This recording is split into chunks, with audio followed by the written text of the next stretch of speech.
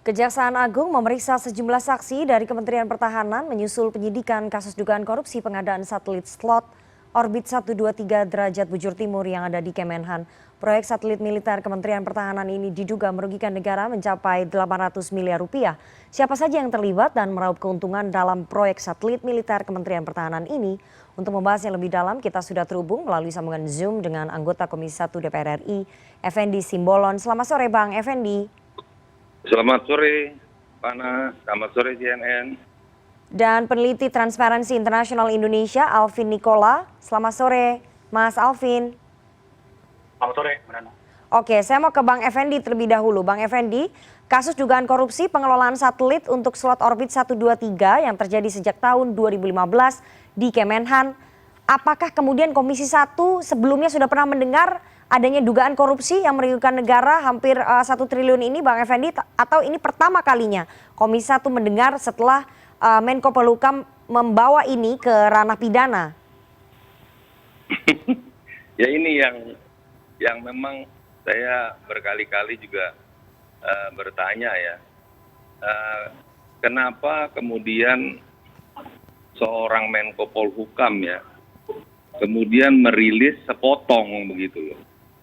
Ya, padahal itu harus dijelaskan lengkap dari mulai hal ihwal kita punya satelit Garuda 1, kemudian kita kehilangan orbit, kemudian atau keluar dari orbit, kemudian dan seterusnya.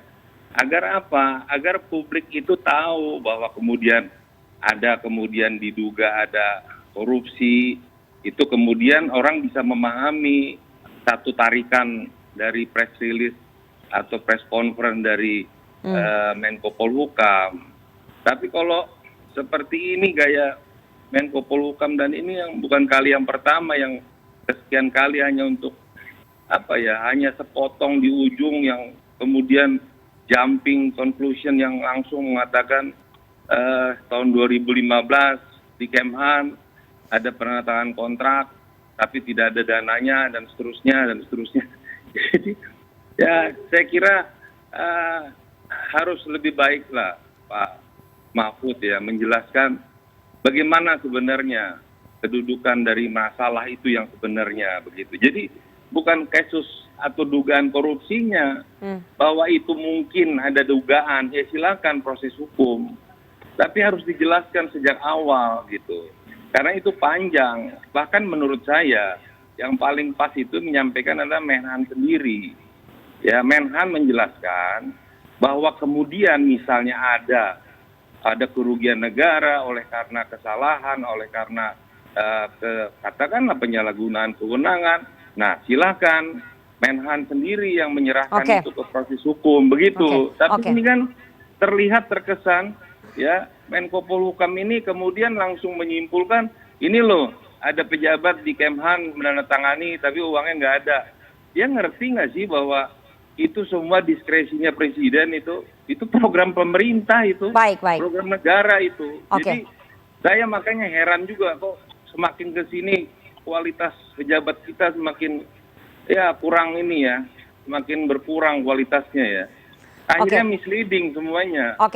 Bang Effendi, terlepas dari gaya yang disampaikan itu jumping kalau menurut Anda, kemudian misleading karena tidak dijelaskan dari awal. Tapi saya ingin tanya ya, kenapa kemudian Menteri Pertahanan yang sekarang tidak tampil ke publik menjelaskan, dan kalau memang ada dugaan korupsi dia yang melaporkan, apa indikasinya menurut Anda? Kenapa Kemenhan tidak mau membuka dugaan korupsi yang ada di dalam kementeriannya ini? Ya mungkin pertama memang bukan korupsi. Ya kan, kalau diurut dari awal ya, itu kan semula itu satelitnya yang punya Kominfo. Nah kemudian di ujung dari pemerintahan SBY itu keluar orbit. Kemudian di zaman era Pak Jokowi di awal-awal, kemudian diupayakanlah untuk mencari yang hilang itu. Tapi nggak bisa dan seterusnya. Kemudian oleh ITU itu International Telecommunication itu bahwa diharuskan slot itu dalam waktu kurang dari 3 tahun atau selambat-lambatnya 3 tahun harus diisi. Nah kita ada dua hal. Kominfo kemudian menyerahkanlah slot itu kepada Kemenhan. Kebetulan juga sudah cukup lama Kemenhan itu memprogramkan pengadaan satelit komunikasi pertahanan sendiri. Nah, kemudian setelah ditelaah, begitu banyaknya manfaat fungsi dan juga multiguna yang bukan hanya untuk aspek pertahanan dari mulai Mabes TNI sampai ke Koramil dan seterusnya, laut, udara, bahkan bisa digunakan untuk mengcover pelayanan kementerian lembaga lainnya, termasuk juga bisa digunakan untuk komersil dan negara-negara ASEAN. Nah, kemudian itu satu sisi, dilakukanlah pengadaan itu, pengadaan satelit itu, nilainya. Nah, sebentar. Nah, kemudian di sisi lain kita harus mengisi dummy satelit untuk mengisi slot itu, tidak boleh itu kosong. Nah, itulah yang dilakukan oleh pihak Kemhan. Nah, dalam prosesnya itu ada kemudian seperti diskresi lah, karena itu menurut Presiden itu marwah kita itu, itu tol langit itu marwah kita. Silakan itu ada bisa dikutip di tahun-tahun 2015 dan itu. Nah, kemudian diskresi itu melahirkanlah APBNP kurang lebih 1,3 triliun, itulah dikucurkan untuk sebagai down payment untuk beli pengadaan satelit komunikasi pertahanan yang melingkupi bisa dipakai untuk kegiatan lainnya. Nah, disinilah kemudian terjadi question mark itu. Kenapa kemudian, apakah ditarik, apakah kemudian dipulangkan, dikembalikan? Baik, Bang Effendi. 1,3 menjadi hanya 200, 1,1 dikembalikan. Nah, yang mana yang kemudian oleh ya, ujuk-ujuk Saudara Menko Polhukam kemudian langsung ini prosesnya sepertinya hanya urusan korupsi. Anda tuh Menko Polhukam, jelaskan itu dari A sampai Z. Rakyat ini ngerti. Nggak usah ada jumping conclusion begitu. Baik, saya mau tanya ke Mas Alvin, Bang Effendi. Ke Kementerian Pertahanan sepertinya mereka tuh nggak ngerti sama sekali aturan-peraturan dan juga ketaatan kepada peraturan. Ini demoralisasi ini. Bang Effendi, nanti kita bahas lagi. Saya mau beri kesempatan kepada Mas Alvin. Mas Alvin, kalau menurut Bang Effendi bahwa kemungkinan tidak ada dugaan korupsinya, tapi kalau dari tadi penjelasannya Bang Effendi bahwa ada diskresi yang dikeluarkan oleh Presiden Jokowi, kemudian ada pengucuran dari APBNP 1,3 triliun, apakah bisa terlihat di situ ada celahnya? Karena tidak mungkin sepertinya Kejaksaan Agung menaikkan status kasus ini menjadi penyidikan kalau mereka tidak tahu kronologisnya, duduk perkaranya, dan sudah mendapatkan alat-alat bukti, Mas Alvin. Ya, Nana. Saya kira pertama yang harus kita sama-sama pahami adalah saya sepakat dengan Bang Effendi dalam konteks bahwa kasus ini sebenarnya yang dibawa oleh Pak Mahfud kemarin menunjukkan bahwa prinsip anti korupsi gitu ya dan due diligence dalam konteks tata kelola pertahanan kita belum dijadikan jantung utama gitu ya. Nah, hal ini sebenarnya kita bisa lacak dalam sekian banyak kasus korupsi yang kita lihat dalam 10 tahun terakhir misalnya yang melibatkan di sektor pertahanan kita. Bahwa misalnya pertama kontraknya sangat bernilai tinggi, Mbak Nana. Kalau kita lihat dalam konteks yang lebih luas, dalam skala global, pertahanan itu sangat mahal. Bahkan di banyak negara itu hampir meraup sampai 5% GDP-nya. Di kita bahkan itu hampir di 1%. Nah, yang kedua sebenarnya dalam konteks pertahanan kita juga melihat bahwa ada kerentanan karena sektor pertahanan itu cukup mendorong atau mengusung prinsip-prinsip kerahasiaan ya. Karena suatu informasi negara dan lain sebagainya, sehingga dalam kasus-kasus korupsi yang melibatkan sektor pertahanan atau sektor militer itu ada kerentanan yang lebih besar kalau kita bandingkan misalnya dengan korupsi di sektor lain. Nah, dalam konteks ini misalnya saya ingin menyampaikan juga dan berpendapat gitu, memang ada dua poin utama yang patut kita dukung Mbak Nana dalam konteks kerugian negaranya. Satu, itu tentu dalam kalau kita lihat sejarahnya tahun 2015 ya, memang yang pertama harus kita amati adalah memang sudah ada anggaran negara ya yang dikeluarkan untuk pembiayaan sewa kepada kontraktor pertama ya, yaitu Avanti sekitar 491 miliar, dan kemudian berbagai anggaran terkait lain yang misalnya anggaran mengenai konsultan ya, atau bahkan sampai biaya arbitrase yang mengaitkan dengan perusahaan Avanti. Dan yang kedua misalnya celah yang lain adalah tentu putusan arbitrase internasional memang mewajibkan kita ya akhirnya untuk membayar sekitar 280 miliar kalau tidak salah. Jadi Oke. dua konteks tadi itu mungkin jadi pintu masuk awal ya bagi Kejaksaan Agung untuk meneliti lebih jauh. Nah, yang saya sepakat kemudian dengan Bang Effendi tadi adalah kita memang perlu menunggu bersama, terutama dalam aspek ada apa nih di balik pengalihan kembali ya. Karena kan dari Kominfo ke Kemenhan terus kemudian dibalikan lagi. Nah itu kita perlu tunggu bersama saya rasa, dan itu bisa jadi salah satu informasi bagi kita semua terutama masyarakat Mbak Nana terkait dengan Oke.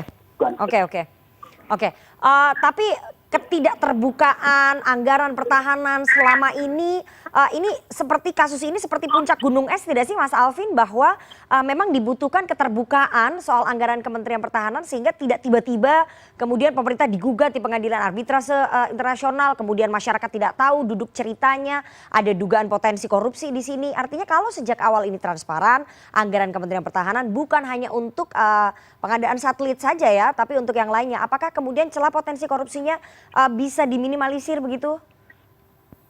Iya, kami Mbak Nana Transparansi Internasional lebih dari 100 negara di dunia memang secara fokus itu salah satunya adalah meneliti dan juga meninjau tata kelola sektor pertahanan di berbagai negara begitu. Nah di Indonesia sendiri selama 10 tahun terakhir kami berusaha juga untuk mendorong tata kelola yang lebih baik dari 2013, 2015 dan di tahun lalu. Nah hasil penelitian kami indeks integritas pertahanan Mbak Nana memang menunjukkan ada 3 dimensi ataupun kondisi ya.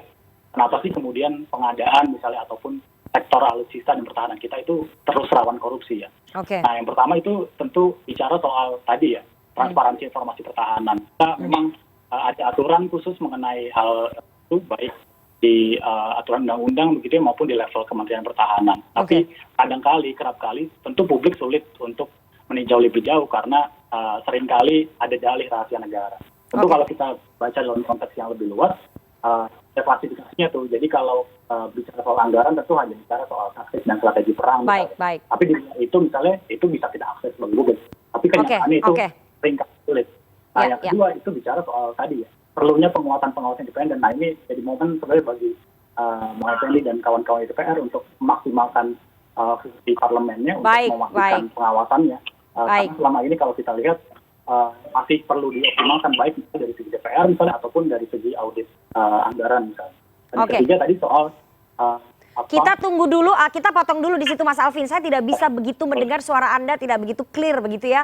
Saya mau kembali lagi ke Bang Effendi. Bang Effendi, kalau memang berdasarkan data statistik dari Transparansi Internasional Indonesia bahwa memang anggaran Kementerian Pertahanan ini sangat rawan sekali untuk dikorupsi. Apakah kemudian Komisi 1 tidak menyadari itu juga Bang?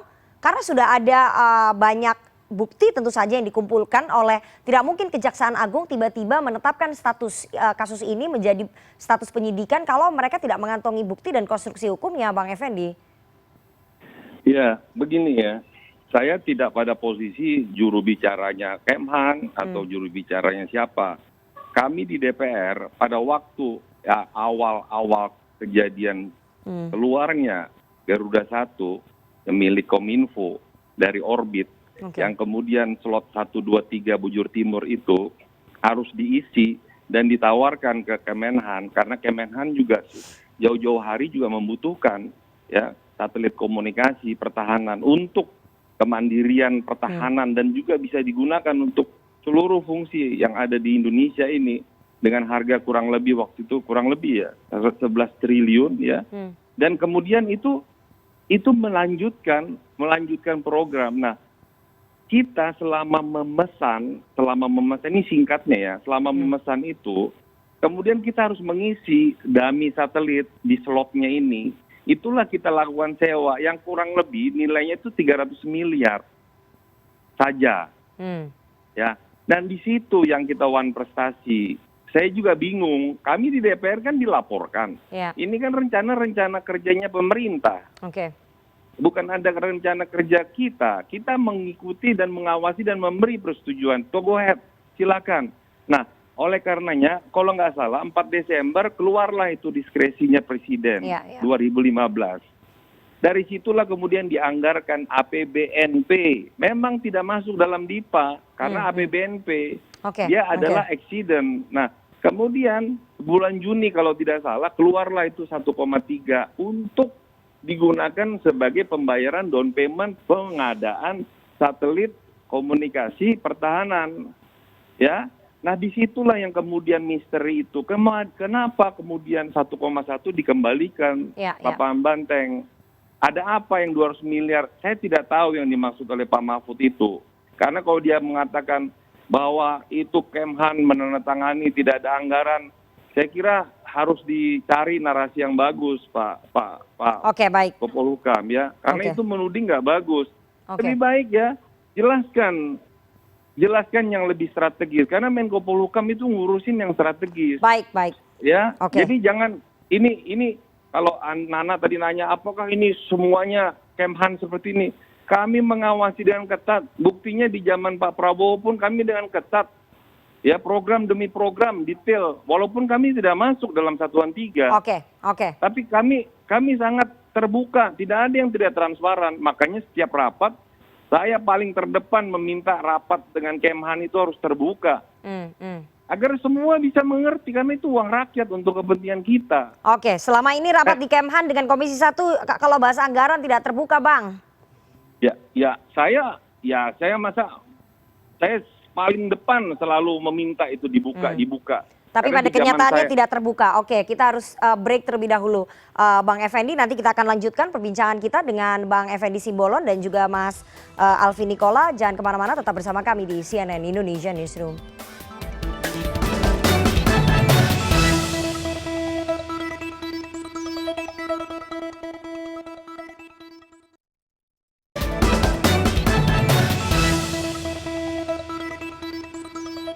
Anda masih bersama kami di CNN Indonesia Newsroom dan kita akan lanjutkan perbincangan kita dengan dua orang narasumber. Bang Effendi, saya mau tanya lagi ke Anda ya, bahwa Menko Polhukam Mahfud MD ini sudah meminta BPKP untuk melakukan audit begitu ya. Dan auditnya itu hasilnya ada pelanggaran peraturan perundang-undangan dan negara telah dan bisa terus dirugikan. Apakah menurut Komisi 1 ini tidak cukup untuk menjadi bukti awal bahwa ada celah korupsi di situ? Karena BPKP hasil auditnya menunjukkan ada pelanggaran perundang-undangan dan kerugian negara. Sekali lagi saya tidak pada posisi mengatakan bahwa tidak ada atau ada dugaan atau potensi korupsi. Poin saya bukan di situ. Bahwa itu eksesnya kemudian terjadi oleh karena proses yang kita prestasi itu harus dijelaskan oleh Menko Polhukam. Karena ini program pemerintah, program negara ini. Ini diskresinya presiden ini. Saya tidak mengatakan presiden di sini ikut bertanggung jawab. Karena ini program bukan ujuk-ujuk begitu. Makanya kalau orang mendengar, orang awam mendengar, mungkin juga dari ini transparansi juga kalau mendengar itu. Karena saya lihat tadi penjelasan dia tidak masuk ke substansinya. Kalau orang yang mendengar rilis daripada Pak Menko Polhukam itu, orang melihat ada korupsi di Kemhan. Karena dia menandatangani kontrak, sementara anggarannya nggak ada. That's all. Begitu. Dia harus menjelaskan. Ini dari mulai 2014, 2015, kronologisnya jelaskan. Saya tidak tahu apakah dia memotong itu penjelasan, apa dia tidak tahu, apa dia pura-pura tahu, saya tidak tahu. Tapi itu membuat misleading di publik. Baik. Makanya Menhan juga harus bicara. Panglima TNI juga harus bicara. Jangan kemudian digiring begitu aja opini seolah-olah oknum-oknum atau pejabat negara atau pejabat militer itu sudah melakukan, apalagi sudah dibuat breaking news 11 orang diperiksa. Mbak, baik. Saya mau tanya ke Mas Alvin. Mas Alvin, kalau dari hasil audit BPKP yang diminta oleh Menko Polhukam begitu ya, dan hasilnya bahwa ada pelanggaran perundang-undangan dan kerugian negara di situ, apakah kemudian itu sudah cukup menunjukkan bahwa ada permainan anggaran di situ, Mas Alvin?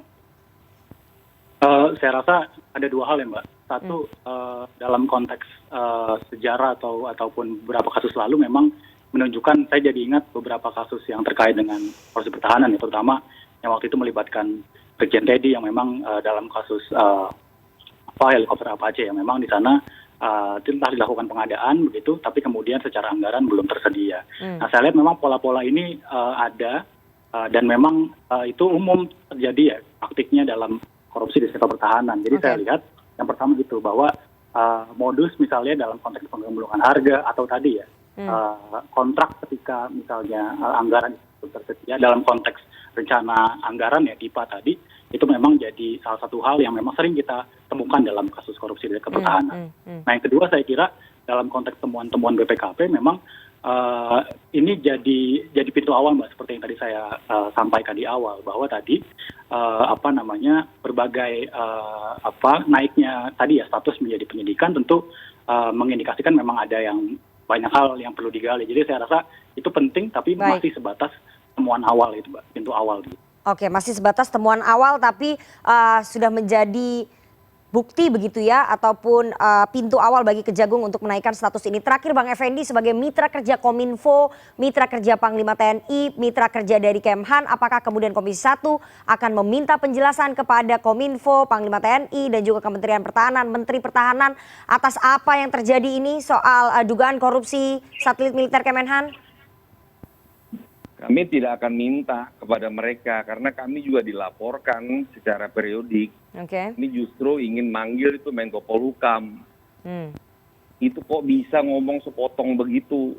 Oke. Dia itu juru bicara Kejaksaan Agung ya. Atau Jadi tidak perlu ya Komisi 1 meminta penjelasan kepada 3 mitra kerjanya ini, jadi tidak perlu begitu ya? TNI, Menhan, dan juga Kominfo, jadi tidak perlu, Bang? Mbak, riwayatnya itu tertulis maupun lisan, baik di kami, di Kemhan, di Kominfo, kemudian di Mabes TNI, itu lengkap. Itu bahwa ekses kemudian ditemukan oleh si Menko Polhukam, itu silakan diproses hukum. Tapi dia harus utuh menjelaskannya. Kenapa kemudian kan itu kan mendramatisir sesuatu, seolah-olah kerugian negara itu karena dalam tanda petik kealpaan pejabat di Kemhan, tanda tangani yang bukan ada anggarannya. Emang Presiden memerintahkan untuk APBNP itu, memang itu Presiden nggak ada anggaran dari mana? Baik. Jadi kita nggak perlu lagi meminta penjelasan dari siapa, dari Menko Polhukam saya minta penjelasan. Anda itu membaca sepotong, tolong jangan biasakan seperti itu. Karena apa? Karena rakyat Indonesia ini, jangankan yang salah, yang benar aja belum tentu orang bisa memahami. Apalagi Anda menyampaikan seperti itu. Ini coba lihat, sepertinya heboh seluruh dunia ada dugaan korupsi, kemudian langsung secara tegas meminta Jaksa Agung. Nanti dulu, kamu lihat dulu di mana persoalannya. Bang Effendi, waktu kita sudah habis. Itu loh, Menko Polhukam itu dia pada posisi makro menyampaikan itu harus secara komprehensif. Saya makanya heran. Silakan Pak Menko Polhukam bicara di Komisi 1. Ya, nanti kita tunggu Menko Polhukam Pak Mahfud MD datang ke Komisi 1 memenuhi undangan begitu ya, untuk menjelaskan tidak sepotong-sepotong seperti yang tadi disampaikan oleh Bang Effendi, tapi kita di sisi lain menunggu proses hukum, proses penyidikan yang sudah dilakukan oleh Kejaksaan Agung, karena status kasus ini sudah naik ke penyidikan, artinya sudah banyak saksi-saksi yang diperiksa, dan Panglima TNI juga sudah mempersilahkan kalau memang ada personil TNI yang akan diperiksa. Nanti kita tunggu bagaimana proses hukumnya. Terima kasih sekali dua orang narasumber yang sudah bergabung pada sore hari ini. Ada Effendi Simbolon, anggota Komisi 1 DPR RI, dan juga Alvin Nikola, peneliti Transparansi Internasional Indonesia. Sehat selalu Bang Effendi dan Mas Alvin. Oke, terima kasih.